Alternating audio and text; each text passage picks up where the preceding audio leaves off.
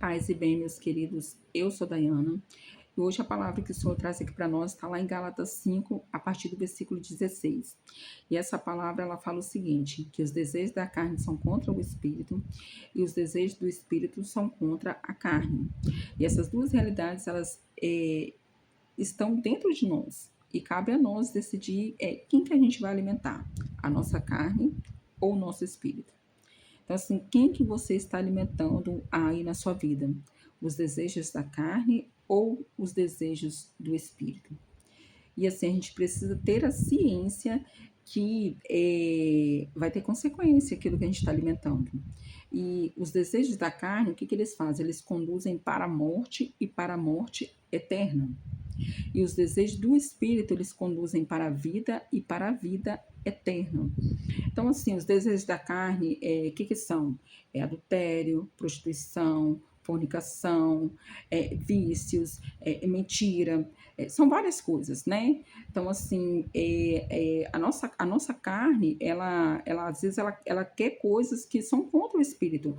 Então, por exemplo, às vezes está numa situação que, tipo assim, uma situação que você poderia ali levar vantagem, por exemplo, subornar alguém, ou ficar com dinheiro que não é seu. Então, assim, a sua carne, ela vai falar para você fazer aquilo.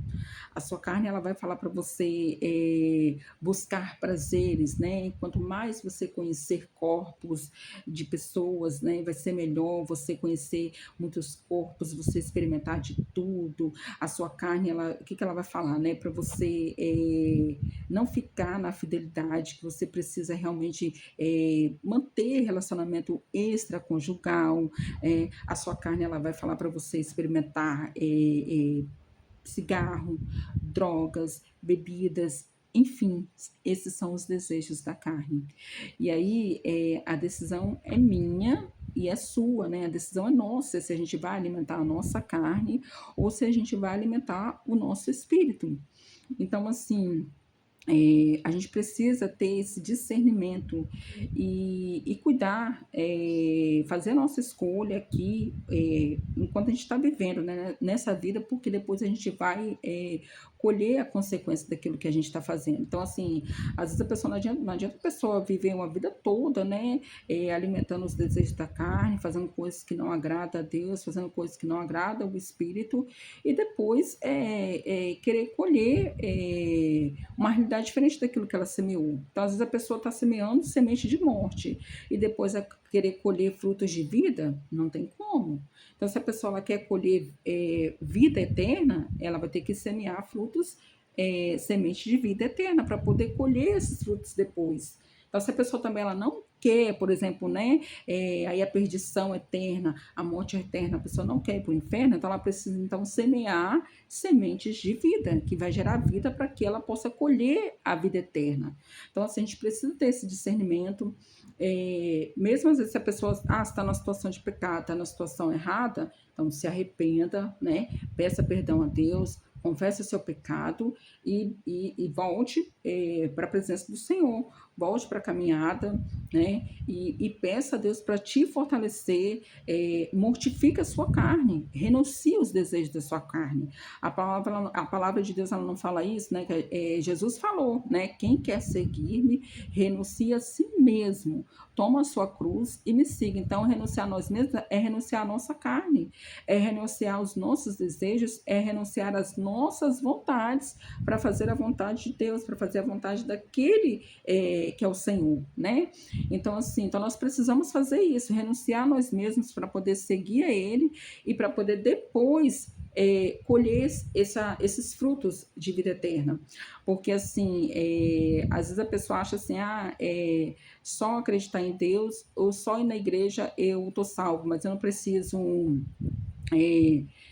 viver uma vida assim de santidade, eu não preciso buscar santidade, eu não preciso buscar arrependimento, eu não preciso buscar conversão, porque eu tô salvo pela graça. Então, gente, a pessoa precisa ter muito cuidado com isso, porque assim, quando a palavra fala que nós somos salvos pela graça, é o seguinte: que Deus, mesmo sabendo que nós somos pecadores, que nós somos falhos, que nós não merecíamos, mesmo assim Ele enviou Jesus, seu Filho único e santo, para poder vir a esse mundo, para poder derramar o sangue precioso dele, para poder nos salvar, nos dar a oportunidade de vida eterna, de salvação. Então, quando a palavra fala que a gente é salvo pela graça, é isso, a gente não merecia. Que Jesus viesse aqui e sofresse e se entregasse na cruz para poder nos salvar. Então, mas ele fez pela graça de Deus. Então, isso que é salvo pela graça. Mas não quer dizer que a gente não tem que fazer mais nada. Então, assim, não quer dizer que, eu acredito que Jesus é o Senhor, que ele veio aqui, que ele morreu para me salvar, então eu estou salva. Mas aí eu não faço nada, eu cruzo os meus braços, eu vivo de qualquer jeito, então eu não me arrependo, eu não mudo de vida, eu não renuncio a mim mesmo. Então, se eu sou uma pessoa orgulhosa, eu continuo sendo orgulhosa. Então, se eu sou uma pessoa fofoqueira, eu continuo sendo uma pessoa fofoqueira. Então, se eu sou uma adúltera, eu continuo sendo um adulto. Então, se eu sou uma pessoa que eu vivo nos vícios, eu sou viciado, eu continuo viciado. Então, assim, se eu sou uma pessoa que eu gosto de levar vantagem, que eu gosto de vez em quando, assim, recebi o troco errado, problema é da Caixa, vou ficar com troco, com um dinheiro para mim, porque ela que tinha que prestar atenção, ela que errou, o problema é dela. Então, você acha que assim você vai conseguir a salvação? Então não é isso. A gente precisa realmente entender que a gente precisa fazer a nossa parte. Jesus, ele já fez a parte dele. Então a nossa parte é renunciar a nós mesmos agora e falar assim, Senhor, eu quero viver como o Senhor quer que eu viva. E Jesus também ele fala na palavra, né, que a gente para poder entrar no reino do céu é necessário nascer de novo da água e do Espírito. Então, nascer de novo do Espírito é exatamente deixar o Espírito Santo tomar a nossa vida, né? A ponto de, por exemplo, Paulo ele não falava, já não sou eu quem vive, mas é Cristo que vive em mim, porque Paulo ele já não fazia as coisas do jeito que ele queria, ele fazia as coisas do jeito que Jesus queria que ele fizesse. Então é isso, né? Então eu pedi essa graça do Espírito Santo, me ajuda, muda o meu caráter, me ajude a ser fiel no meu relacionamento, né, no meu casamento, me ajude a ser uma pessoa sóbria, Espírito Santo, me ajuda a renunciar aos vícios, renunciar à bebedeira, principalmente nesse mundo hoje em dia, onde é propagada e amplamente, né, como se a bebida fosse algo muito bom, então as músicas, elas enaltecem, né, as bebidas, o sexo sem compromisso, o adultério, então assim, a gente precisa pedir o Espírito Santo para nos ajudar a renunciar essas coisas, a renunciar essas mentiras que o mundo nos conta, né? De como tudo isso fosse muito bom, que você tem que viver o prazer, você tem que viver o agora, e que isso que é bom, isso que é maravilhoso e que é uma mentira. E quando a pessoa está nessa situação, a pessoa nem feliz de verdade ela é. Na verdade, a pessoa que está na prostituição, a pessoa que está no adultério, a pessoa que está nos vícios, pode perguntar, a pessoa, no fundo, ela se sente um nada, ela se sente vazia, ela se sente perdida, porque essas coisas não trazem a verdadeira alegria, essas coisas não trazem a verdadeira paz, é uma ilusão que o inimigo conta para a pessoa, né? E que o mundo conta para a pessoa, e a pessoa ela fica ali, às vezes, até cega, achando que aquilo ali que é o bom e que aquilo ali que é o maravilhoso, mas não é. A pessoa, às vezes, já está ali, ela está aqui, ela está viva, mas dentro dela, ela já está se sentindo morta, porque ela está vivendo uma vida sem sentido, porque essa é a verdade, né? A vida de prostituição, de adultério, de vícios, é uma vida sem sentido, é uma vida vazia, né? A vida de mentiras, né? Então, assim, peça essa graça do Espírito Santo, peça a Deus que te fortaleça, peça a Deus para te ajudar a alimentar o Espírito, peça a graça de você hoje, né, identificar coisas que são contra o Espírito, coisas que não agradam a Deus, para que você possa estar deixando para trás, para deixar Deus fazer um novo e para você seguir de agora em diante um caminho novo, um caminho que Deus tem para você, o caminho que o Senhor quer para você. E nesse caminho você já vai semeando essas sementes de vida, porque com certeza no futuro você vai colher frutos de vida eterna. Amém? Então, que a partir de hoje renuncie a sua carne, renuncie a sua vontade e que você possa viver a partir de hoje a vontade de Deus, aquilo que Ele quer para a sua vida, que com certeza você não vai se arrepender. Uma vida de renúncias não é fácil, mas é uma vida muito mais feliz, é uma vida muito mais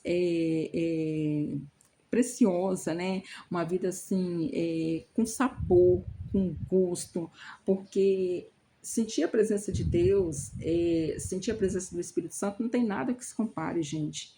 É uma alegria, é uma paz que nem a gente entende. Não é ausência de problemas, não. Tem problemas, sim, tem dificuldade, mas a gente sente a presença de Deus, a gente sente a presença do Espírito Santo, e o Espírito Santo ele coloca uma alegria, uma paz no nosso coração que excede todo entendimento. A gente não entende, não tem como entender, sabe? A gente não sente falta assim de nada, né?